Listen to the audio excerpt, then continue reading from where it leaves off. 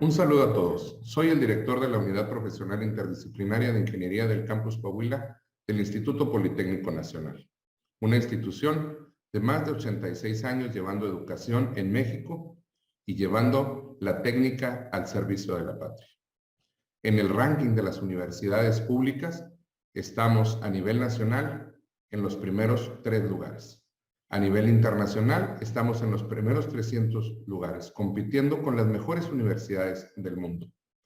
Venimos al norte del país a implementar Industria 4.0, a traer carreras que acertadamente lleven al impulso de la economía en esta región del país. En el tema de Educación 4.0 estamos implementando tecnologías de información al aula para poder desarrollar clases que lleven a un nivel de excelencia a nuestro alumnado. El tema de cómo afrontar la pandemia fue todo un reto. Una institución que estábamos creando en el 2019 y que a principios del 2020 iniciaba actividades. Iniciábamos en febrero del 2020 y en el mes de marzo nos fuimos todos a casa a la pandemia. Afortunadamente, una implementación estratégica de herramientas informáticas auxiliares en el aula nos ayudó a poder salir adelante. La aplicación de Educación 4.0, que está basada en la aplicación de las herramientas tecnológicas a la educación, nos dio una pauta grandísima para poder afrontar todas estas necesidades. Y es que en el tema de infraestructura y comunicaciones era complejo. Estamos en este momento nosotros en unas instalaciones prestadas, en un centro de bachillerato, en donde el control de las telecomunicaciones no es lo nuestro, en donde la infraestructura no era la mejor, en donde el internet que utilizábamos 20 personas, de repente lo teníamos que dividir en poderlo utilizar muchas personas. Esto empezó a generar un caos. Pero bueno, primero platiquemos de esta parte de la pandemia. ¿Qué pasa cuando nos vamos a la pandemia? ¿Qué pasa cuando nos vamos a casa? La primera semana fue muy divertida para todos porque todos lo vimos como un área de oportunidad, de relajarnos, de que esto iba a estar más tranquilo. Nuestros alumnos lo disfrutaron mucho porque ellos pensaron que era el inicio de unas vacaciones largas. El paso del tiempo nos trajo causas que hoy en día estamos afrontando en los temas de bienestar mental, en los temas de muchas condiciones humanas que se generaron en nuestros docentes y en nuestros alumnos, que no lo vimos en esa primera semana, que nuestros muchachos decían, al fin vamos a poder descansar un poco de la carga de trabajo. La pandemia nos llevó así, entonces, a tener que ser muy creativos. Como todas las unidades académicas en el mundo, porque esto impactó a lo largo y ancho de todos los países del mundo, las primeras semanas fueron un caos. Llevarnos a casa a los muchachos, pretender que nuestros maestros podían seguir con sus clases de manera ordinaria desde sus casas, no era lo que mejor esperábamos. Y los primeros resultados de las evaluaciones que hicimos no decían el mejor de los caminos. La mayor parte de los docentes no tenían habilidades desarrolladas para poder dar una clase desde un lugar que ni siquiera existía en su casa. La mayor parte de los docentes tuvieron entonces que seleccionar un espacio desde su hogar, que lo tuvieron que equipar con un pizarrón, con algunas herramientas a la mano para poder dar sus clases. Pero hoy lo más difícil de todo, tener que dirigirse a unos alumnos que no estaban viendo, tener que estarle hablando a una cámara y estar compartiendo el conocimiento con una cámara, suponiendo y pretendiendo que nuestros alumnos estaban aprendiendo del otro lado de la misma. Estar hoy hablándole a una computadora, quedarnos como docentes con ese sentimiento de saber si el alumno había alcanzado el conocimiento o no. Aparte de todo el estrés que se estaba generando por una enfermedad que estaba abatiendo una gran parte de nuestra condición como humanos. Un reto que la naturaleza nos estaba poniendo enfrente y un reto que teníamos que afrontar. Pero el tema para nuestros alumnos tampoco fue fácil. Llegar a su casa, tenerse que conectar de un dispositivo que no existía. Un dispositivo que simple y sencillamente era único, pero en ese momento todos los integrantes de la casa dependían de él. Y entonces papá tenía que trabajar con la misma computadora. Si mamá trabajaba, teníamos el mismo caso. Si los hermanos más chicos estudiaban en otra escuela, teníamos que conectarlos con la misma computadora. Todos en el mismo horario, todos bajo la misma circunstancia, y había que darle preferencia a los niños más chicos, a los menores, porque eran los que tenían más alto riesgo de perder su año escolar. Entonces, llegó la toma de decisiones en casa. Pero cuando pudimos establecer un fenómeno que se dio, que fue que las empresas de tecnología vendieron 4 veces más productos de tecnología que lo que generalmente se vendía durante el año. ¿Por qué? Porque tuvimos que comprarle un smartphone a los elementos o a los integrantes de la casa, o tabletas o computadoras.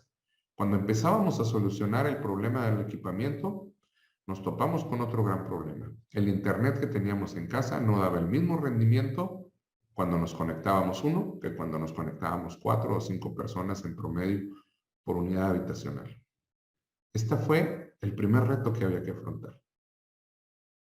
El siguiente reto se dio en el consumo de los datos. La gran mayoría de nuestros alumnos dependía de un plan de datos, que si nosotros le estábamos exigiendo que estuvieran conectadas sus 7, 8 horas al día de clases, más el tiempo que estaban conectados los menores, más el tiempo que estaban conectados los papás, pues simple y sencillamente estos consumos de datos se fueron a un gran nivel que se salieron de la economía de la mayor parte de nuestros alumnos.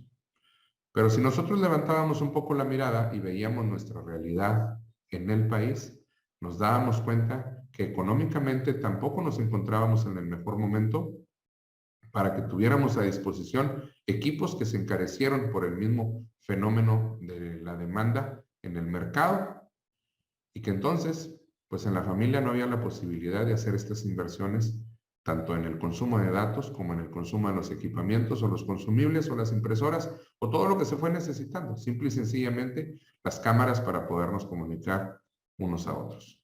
El tema de la infraestructura fue una problemática grande que tuvimos que afrontar todas las unidades académicas de todos los niveles en el país. En nuestro entorno en particular, tuvimos la posibilidad de tener aprendizaje en la unidad Coahuila y en la unidad Palenque que estábamos administrando también. Ambas unidades en los extremos del país, pero ambas unidades con grandes entornos territoriales, que nuestra mayor problemática es que en todos estos lugares no había internet. Había lugares en Chiapas en donde las personas tenían que movilizarse un poco más de 1 hora para poder llegar al lugar más cercano donde había internet. Teníamos también aquí en las comunidades en Coahuila, en algunos ejidos, lugares en donde los muchachos tenían que desplazarse en pandemia y con la enfermedad al más alto nivel, era prácticamente imposible. Empezábamos a sentir un fenómeno llamado deserción. Y como administrador de la educación les digo que cuando tenemos deserción por falta de ganas, cuando tenemos deserción que está fuera de nuestras manos, simple y sencillamente porque nuestros alumnos pierden el interés, hacemos hasta lo imposible por volver a generar ese interés. Pero cuando nosotros está fuera de nuestro alcance, cuando es por un tema económico, cuando es por un tema de falta de infraestructura, porque cuando es por un tema de internet, no solamente se sale de nuestras manos, es algo que nos está impactando de la manera externa y que es muy difícil de controlar. Y el fenómeno de deserción se presentó por la pandemia. En la aplicación de las comunicaciones, era otro tema también muy importante que teníamos que prever. Había muchísimas aplicaciones en el mundo de la tecnología que se podían usar. se podía utilizar el Classroom de Google, se podía utilizar el Teams de Microsoft, se podían utilizar Webex de Cisco, se podían utilizar muchísimas herramientas tecnológicas que se pusieron a disposición y que se pusieron de moda, como lo fue el Zoom, que tuvo un crecimiento de más del 400% en los primeros meses de la pandemia, y que se pusieron de moda precisamente por las necesidades de comunicación que teníamos cada uno de nosotros. Sin embargo, había que hacer un análisis de cuál era la mejor herramienta que teníamos que utilizar. En el entorno, volviendo a nuestras propias necesidades, teníamos una gran problemática. En los lugares más lejanos, en donde los muchachos se tenían que comunicar en base al consumo de los datos de sus teléfonos, teníamos esta problemática de cuál era la mejor aplicación que teníamos que usar. Si nosotros utilizábamos Zoom, nos daba buenas características de conexión, pero había un alto consumo en datos. Si nosotros utilizábamos la marca Microsoft en Teams, teníamos una gran cantidad de herramientas de aplicación en el aula que a nivel superior son sumamente importantes para la educación, pero muy pocos de nuestros alumnos iban a tener la capacidad de tener un smartphone que pudiera cargar todas estas aplicaciones y tener un paquete de datos que pudiera complementarlo. Entonces teníamos que seleccionar una herramienta que no les consumiera tantos datos. Teníamos que seleccionar una herramienta que nos diera a nosotros la cantidad de servicios necesarios para poder tener lo mejor que se pudiera, algo que pudiera parecerse a un aula virtual. Era un gran reto, porque además de que teníamos que tener a nuestros maestros desarrollando día con día nuevas, secuencias educativas para poder ser atractivos, ahora sí voy a utilizar esta palabra, para nuestros alumnos, teníamos que estar pensando en todas las cosas que estaban impactando, desde nuestros receptores, que eran nuestros alumnos, como nuestros transmisores, que eran nuestros docentes. Esto le daba más complicación al tema de la educación a distancia. Y en su gran cantidad, las instituciones educativas de nuestro país no tenían un sistema planeado de educación virtual, no tenían un sistema planeado de educación a distancia. El siguiente tema que nos iba a desarrollar una problemática era la capacitación. En un muestreo nos dábamos cuenta que únicamente el 20% de nuestros docentes tenía habilidades para desarrollar una plataforma educativa. El otro 80% no. También nos dábamos cuenta que un gran porcentaje de nuestros alumnos no estaba acostumbrado a tener clases a distancia. No estaba acostumbrado a tener un equipo en donde estaba teniendo horarios, en donde estaba teniendo administración de un calendario para seguir sus actividades y sobre todo lo más difícil, la administración del tiempo para poder cumplir con las tareas, para poder cumplir con todas las actividades que sus docentes les estaban desarrollando. Porque el tiempo, recordemos, no solamente era de ellos, era de todos los individuos que vivían en una casa y que tenían compromisos educativos con los diferentes niveles del país. Así pues, Educación Básica, por ejemplo, prefirió utilizar los canales de televisión para dar educación a distancia. Hubo muchos modelos de aplicación y sigue habiendo un desarrollo impresionante en modelos de educación a distancia. Hoy en día hay algo que tenemos que resaltar. ¿Cuáles fueron nuestras ventajas? ¿Cuáles fueron nuestros aciertos?